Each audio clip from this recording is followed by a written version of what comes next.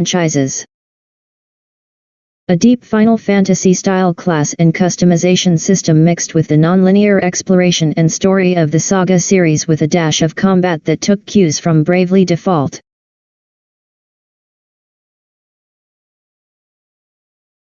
These are great inspirations to draw from, but it resulted in a game that, while excellent, seemed to be struggling for a distinct identity. Perhaps the developers recognized this as well with Octopath Traveler 2. Square Enix seems to be trying to add new gameplay elements that give the franchise a personality of its own. And, for the most part, it has succeeded admirably. The core of Octopath Traveler 2 is a traditional, turn-based JRPG with many of the usual gameplay elements. Towns and dungeons to explore, objectives to complete, etc. Where most JRPGs present a linear method of progression, however, Octopath Traveler takes a very different approach. You begin the game by selecting a main character from 8 candidates. This character has their own unique background, story arc, and goals, and will serve as a constant presence throughout your playtime. After an introductory story chapter, you are then free to explore the world to your liking.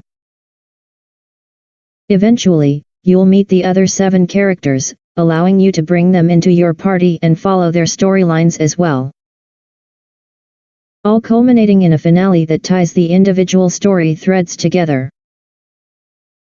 The focus on individual character arcs rather than a huge, high-stakes threat for most of the game's runtime is refreshing, allowing Octopath Traveler 2 to tell a variety of intriguing stories that vary wildly in both tone and focus. Some of them are comparatively weaker, but others command and hold your attention and keep you eager for more. Anya's starstruck search for fame is notably bland, for instance.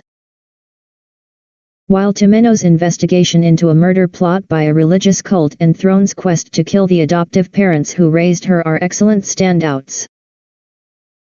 My personal favorite questline is the story of Oswald, who I chose as my starting character, a tale of a scholar who plans a Count of Monte Cristo-style prison escape and revenge after being framed for the murder of his own family by a scheming colleague. As soon as you finish the first part of a character's story, you're allowed to continue on to the subsequent chapters, as there are no hard barriers to progressing how you choose. That doesn't mean you can stroll anywhere in the world without a care, however. Some areas feature significantly more dangerous foes than others, and trying to stumble through them with a low-level party is quite an extreme risk, albeit one the game doesn't prevent you from attempting if you feel confident in your survival skills. In fact, going into risky places can yield some major rewards, but there's nothing particularly punishing about playing it safe, either. Octopath Traveler's lack of hand-holding compared to many other JRPGs may be off-putting at first. It doesn't offer much guidance aside from very basic tutorials, but the freedom it grants you to explore and attempt challenges at the comfort level you choose is one of its strongest points. One of the most interesting facets to exploration are the path actions unique to each character.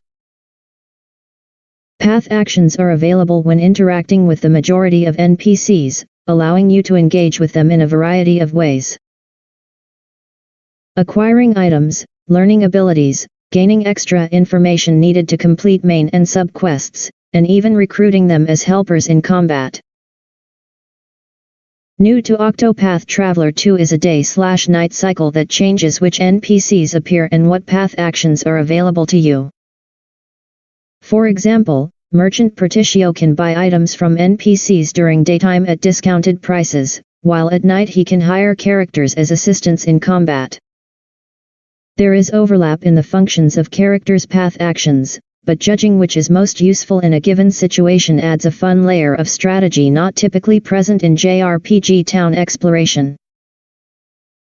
Then we come to combat, which is the most satisfying and engaging element of Octopath Traveler 2. The turn-based encounters build upon the foundation set by the original, emphasizing the need to strategically break down enemy defenses through the use of specific skills and weapons. There's also a boost system that allows you to significantly increase the efficacy of characters' actions by consuming the boost points that build up slowly during each turn of combat. The unique nature of each character extends to their performance in combat. Every party member has several individual skills and quirks that significantly affect their specific actions and the flow of combat as a whole. Samurai Warrior Hikari brings combat skills learned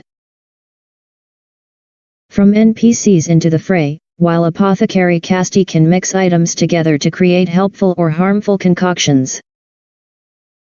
Perhaps the most fun of these skills is that of Oket, a beast woman who can capture enemies and cook them into health and status restoring meat or keep them to use their skills in combat. You don't have to be content with just the default skills of your characters, either.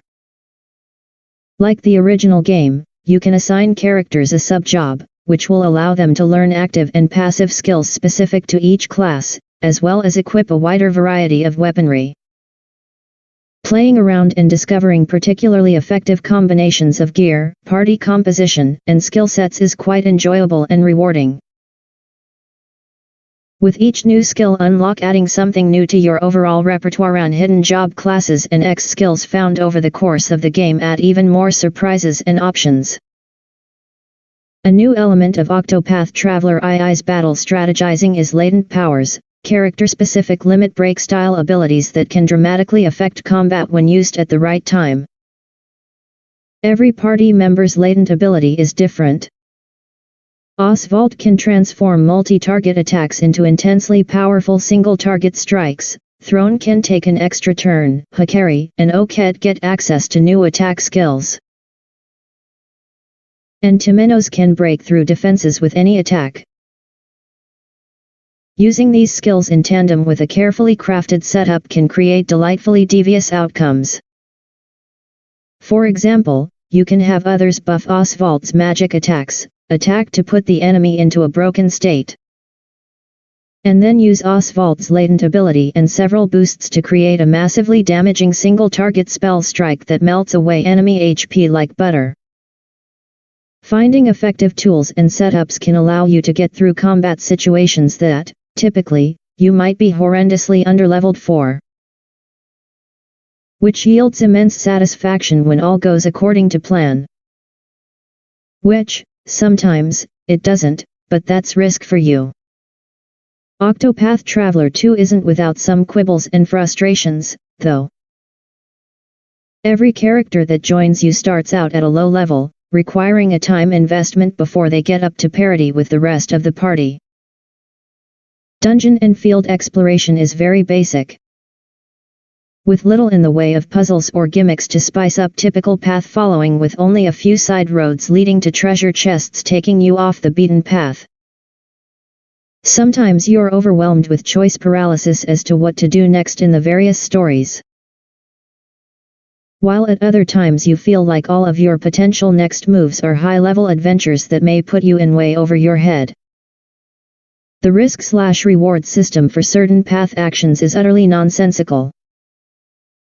I won't get my reputation in town tarnished for mugging or picking fights with people, but I will if I fail to entice an NPC to join my party. These aren't huge flaws by any stretch, but they are things that I hope will be ironed out and spruced up in potential future installments. Octopath Traveler 2 is an ideal sequel. It builds upon the foundations of the original by improving on what worked, establishing common pillars of design and gameplay, combat mechanics, path actions, free-form progress that will hopefully carry forth through future games. It also iterates upon concepts and ideas borrowed from other JRPGs, the day/night cycle and latent abilities that enhance the overall experience. Octopath Traveler 2 is a delight from start to finish, and has left me looking forward to seeing where this series will take itself in the future.